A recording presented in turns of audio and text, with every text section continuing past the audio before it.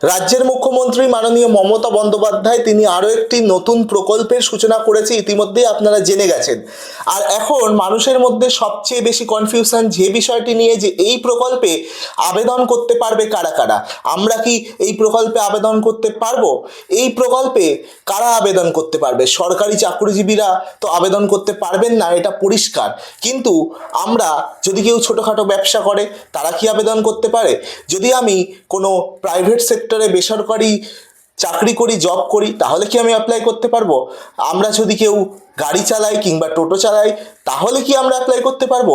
এই সমস্ত নানা ধরনের প্রশ্ন নিয়ে আজকে আমার এই ছোট্ট ভিডিও।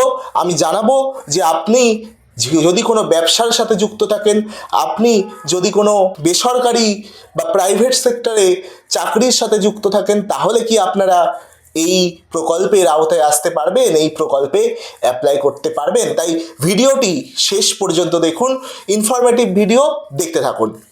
প্রথমেই বলি, এই যুবসাথী প্রকল্প, এই প্রকল্পে 1500 টাকা করে দেওয়া হবে। আর এই 1500 টাকা আগামী 1 এপ্রিল থেকেই কিন্তু আপনার ব্যাংক অ্যাকাউন্টে ঢুকবে, এমনটাই কিন্তু বলা হয়েছে।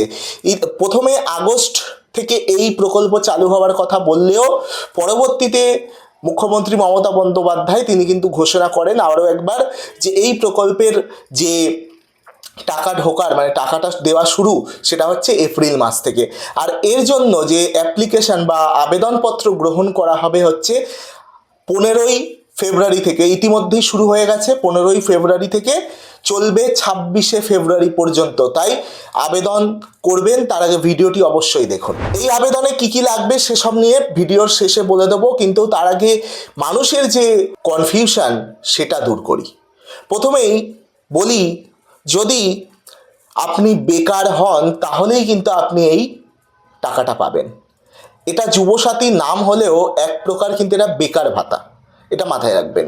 তো আপনি যদি বেকার হন তাহলে আপনি পাবেন। আপনি যদি কোনো রকম সরকারি চাকরির সাথে যুক্ত থাকেন, সেটা মিউনিসিপ্যালিটি হতে পারে, সেটা কর্পোরেশন হতে পারে, সেটা রাজ্য কিংবা কেন্দ্র সরকারের যে কোনো জব চাকরি হতে পারে, সরকারিভাবে যদি কোনো কাজ করে থাকেন, অর্থাৎ আপনি সরকারি চাকরি করছেন, আপনার নাম সরকারের খাতায় রয়েছে, সেই হিসাবে আপনি কিন্তু এই প্রকল্পে আবেদন করতে পারবেন না।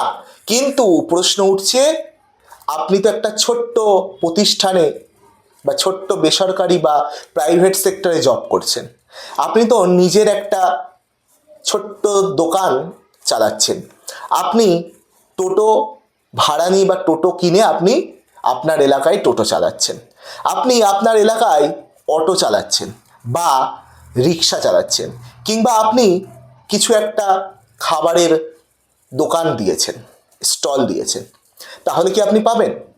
হ্যাঁ, পাবেন। কারণ কেন বলছি, কারণ সরকার বেকারদের দেবে বললেও আদতে কিন্তু বেকার যারা একদমই কিছু করছে না, মানে সরকারি চাকরি করে না কিন্তু অন্য কোনো কাজও করছে না, সেই রকম মানুষদেরকে কিন্তু বেছে বেছে বের করা সরকারের পক্ষ থেকে একেবারে কঠিন। এটা কিন্তু কোনো রকম গাইডলাইন্স বা কোনো রকম ব্যবস্থা কিন্তু এই বিষয় নিয়ে সরকার নেয়নি, বা এটা নিয়ে করবে বলেও মনে হয় না। তো সেখানে দাঁড়িয়ে আপনি যদি একটা ছোট্ট প্রাইভেট কোম্পানিতে জব করছেন, সেই তথ্যটা তো আর আপনি আবেদন করতে গেলেন, সেই তথ্যটা তো আপনি যদি না দেন তাদেরকে, আপনার ক্ষেত্রে মানে আপনার এই কাজ করাটা বা কোনো একটা দোকানে আপনি 8 ঘন্টা সেলসম্যানের কাজ করছেন, সেই তথ্যটা তো সরকারের কাছে থাকবে না, কারণ সেটা তো সরকারি জব না। আপনি আপনার এলাকায় টোটো চালাচ্ছেন, সেটা তো সরকারের দপ্তরে নিবন্ধিত থাকবে না, লেখা থাকবে না যে আপনি একজন টোটো চালান, আপনি ইনকাম করেন, এটা থাকবে না। তো স্বাভাবিকভাবেই কোনো ট্র্যাকিং করে যে সরকার বার করবে আসল বেকার, এরকম কিন্তু কোনো আগামী দিনও হবে না, বা সেরকম কিছু আমরা দেখিনি। যে কোনো প্রকল্পের ক্ষেত্রে আমরা দেখেছি এই ধরনের রাজ্য সরকার এতটা বা এতটা কিছু দেখে না। তো সেই ক্ষেত্রে দাঁড়িয়ে আপনি যদি সরকারি জব না করে থাকেন, তাহলে অবশ্যই আপনি যদি নিজের কিছু একটা ছোট্ট ব্যবসা করেন, আপনি যে কোনো গাড়ি চালান, আপনি ছোট বেসরকারি বা প্রাইভেট সেক্টরে জব করেন, আপনি চাইলে আবেদন করতেই পারেন, আপনার সম্পূর্ণ অধিকার। কারণ সরকার যেহেতু দিচ্ছে এবং আপনি সরকারের খাতায় বেকার, তাই আপনি আবেদন করতেই পারেন। এটা গেল। আশা করছি ক্লিয়ার হলেন যে আপনি যদি কোনো সরকারি ছাড়া অন্যান্য কাজের সাথে যুক্ত থাকেন তাহলে কি আপনি করতে পারবে কিনা।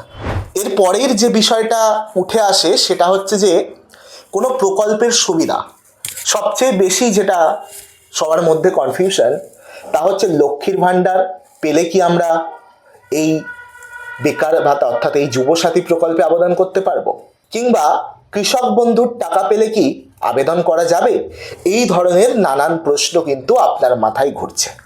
তো সেই ক্ষেত্রে বলে রাখি যে সরকার এই বিষয়টা স্পষ্ট করে দিয়েছে যে যদি আপনি সামাজিক যে প্রকল্পগুলি রয়েছে সরকারের তার মধ্যে থেকে একটা কিছু পেয়ে থাকেন তাহলে কিন্তু আপনি এই যুবসাথী প্রকল্পে আবেদন করতে পারবেন না, বা করলেও সেই আবেদন কিন্তু আপনার গ্রাহ্য হবে না।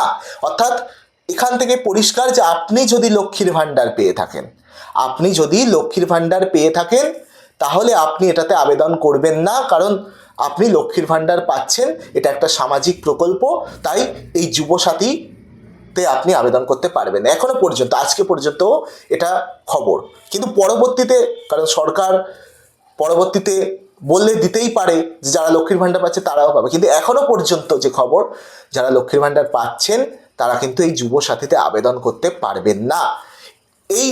এটা ছাড়াও যদি কেউ বিধবা ভাতা পায় কিংবা কৃষক বন্ধুর টাকা পায় তারাও কিন্তু আবেদন করতে পারবেন না। এরকম ধরনের যে কোনো সামাজিক প্রকল্প আরও যেগুলো আছে সেইগুলো যে যা পাচ্ছে তারা কিন্তু এই প্রকল্পে আবেদন করতে পারবে না। এবার এখান দিয়ে পরিষ্কার একটা বিষয় অনেক মানুষ বলতে পারে, লক্ষ্মীর ভাণ্ডারে ১,৫০০ টাকা বা ১৭০০ টাকা, আর এটাতেও ১,৫০০ টাকা। তো সেক্ষেত্রে যারা লক্ষ্মীর ভাণ্ডার পাচ্ছে তাদের এটাই আসার কোনো প্রয়োজনই নেই, লক্ষ্মীর ভাণ্ডার ১,৫০০ করে পাবে। কিন্তু কৃষক বন্ধুর যে টাকাটা আমরা যদি দেখি সেটা হচ্ছে বছরে ৪,০০০ টাকা, আর এই যুবসাথী প্রকল্পের টাকাটা হচ্ছে বছরে ১৮,০০০ টাকা। তাহলে যারা কৃষক বন্ধু পাচ্ছে তারা বলছে যে কৃষক বন্ধুতে আমরা ৪,০০০ টাকা পাচ্ছি বছরে, আর এটাতে যদি আমরা অ্যাপ্লাই করি এটাতে তো ১৮,০০০ টাকা পাবো। তাহলে কৃষক বন্ধুটা আমাদের নিয়ে লাভ কি? কৃষক বন্ধুতে ৪,০০০ আর এতে ১৮,০০০, তাহলে আমরা এটাতেই অ্যাপ্লাই করব। সরকার এখনো পর্যন্ত নির্দিষ্ট বলেনি যে কৃষক বন্ধু যারা আছে তারা অ্যাপ্লাই করতে পারবে এতে, কারণ এটা তো সত্যি যে কৃষক বন্ধুতে মাত্র ৪,০০০ পেয়ে তারা অ্যাপ্লাই করতে পারছে না, ১৮,০০০-এর সুযোগটা তারা মিস করছে বছরে। তো সেক্ষেত্রে আমার মনে হয় যারা কৃষক বন্ধু টাকা পান তারা চাইলে আবেদন করতে পারেন, কারণ এটা পরবর্তীতে সরকার হয়তো এই বিষয়টা ভেবে দেখতে পারে যে ৪,০০০ পাচ্ছে বছরে, সে কেন ১৮,০০০ থেকে বঞ্চিত হবে। তাহলে এটা পরবর্তীতে যদি আপনারা ফর্ম ফিল আপ করে রাখতে পারেন বা রাখেন, সেক্ষেত্রে হয়তো পরবর্তীতে সরকারের কিছু খেয়াল আসতেই পারে, তখন কৃষক বন্ধুর টাকাটা মানে যাদের কৃষক বন্ধু আছে এবং অ্যাপ্লাই করেছেন ওই যুবসাথী, তারা এটা যুবসাথীটা তাদেরকে দেওয়া হলো, কৃষক বন্ধুটা ক্লোজ করে, এই ধরনের কিছু একটা হতে পারে। তো আপনারা চাইলে আপনাদের বিষয়ে অ্যাপ্লাই করতে পারেন, বা পরবর্তীতে এই প্রকল্পের যে ফর্ম জমা নেবার এটা যদি চলতে থাকে, এটা ২৬ তারিখ পর্যন্ত চলবে ফেব্রুয়ারি। তো এর মধ্যেও যদি কোনো আরও গাইডলাইন্স আসে সেটাও তো খুব ভালো বিষয়, তখন যদি বলে দেয় যে কৃষক বন্ধু যারা আছে তারা কিন্তু অ্যাপ্লাই করতে পারবে। যেমন আমরা জানি কৃষক বন্ধু যারা টাকা পায় তারা কিন্তু লক্ষ্মীর ভাণ্ডারও পায়, সেরকম এটাও হতে পারে। তো যাই হোক, এটা নিয়ে এই ব্যাপার গেল। এবং আরও একবার বলে দিই যে লক্ষ্মীর ভাণ্ডার যারা পাচ্ছেন, বা যারা পাচ্ছেন মানে কি তারা তো অ্যাপ্লাই করবেনই না, কিন্তু কারণ সেই টাকার অ্যামাউন্টটা একই ১৫০০। তো সেখানে দাঁড়িয়ে যারা ধরুন মহিলারা আছেন বা মেয়েরা আছেন তাদের বয়স ২১ হয়েছে, কারণ এই যে যুবসাথীতে ২১ থেকে ৪০ বছর পর্যন্ত, তো আপনাদের বয়স ২১ হয়ে গেছে, সেক্ষেত্রে দাঁড়িয়ে আপনারা কিন্তু লক্ষ্মীর ভাণ্ডার পেতে আপনাদের আরও ৪ বছর কিন্তু টাইম লাগবে।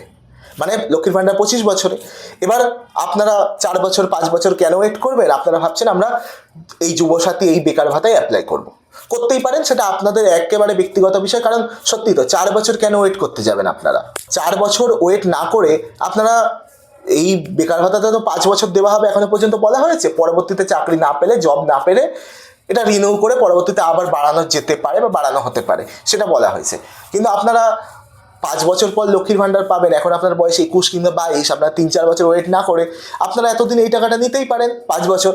তারপরে পরবর্তীতে এটা যখন ৫ বছর কমপ্লিট হয়ে যাবে, বা এই টাকাটা আর যখন আপনি পাবেন না, পরবর্তীতে আপনি লক্ষ্মীর ভাণ্ডার প্রকল্প যদি রাজ্যে চালু থাকে তাহলে আপনারা সেই প্রকল্পতে অ্যাপ্লাই করতে পারেন। কিন্তু বর্তমানে আপনারা যারা ২১ বছর হয়ে গেছে তারা আপনারা এটাই অ্যাপ্লাই করতে পারেন। আর যাদের বয়স ধরুন 25 হয়ে গেছে, অলরেডি 25 হচ্ছে, আমি সাজেশন দেবো যে আপনারা 25 বছর অলরেডি হয়ে গেছে, তাহলে এটাই অ্যাপ্লাই না করে আপনারা লক্ষ্মীর ভাণ্ডারে অ্যাপ্লাই করুন।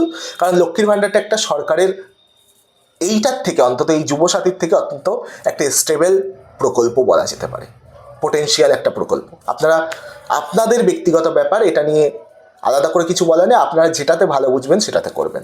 সব শেষে আপনাদেরকে জানিয়ে রাখি যে এই প্রকল্পে আবেদন কিভাবে করবেন।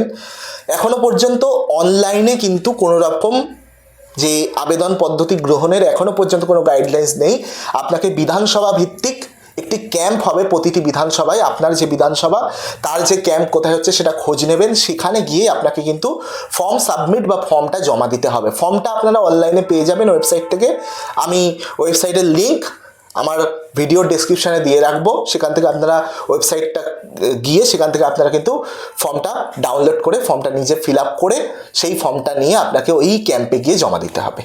আর কি কি ডকুমেন্টস লাগবে যদি বলেন, সেক্ষেত্রে মাধ্যমিকের মার্কশিট, অর্থাৎ আপনি যে মাধ্যমিক পাস সেটার প্রমাণপত্র আপনাকে দেখাতে হবে, আপনার আইডি প্রুফ, আধার কার্ড, ভোটার কার্ড, এই দুটোই আপাতত দেখলাম।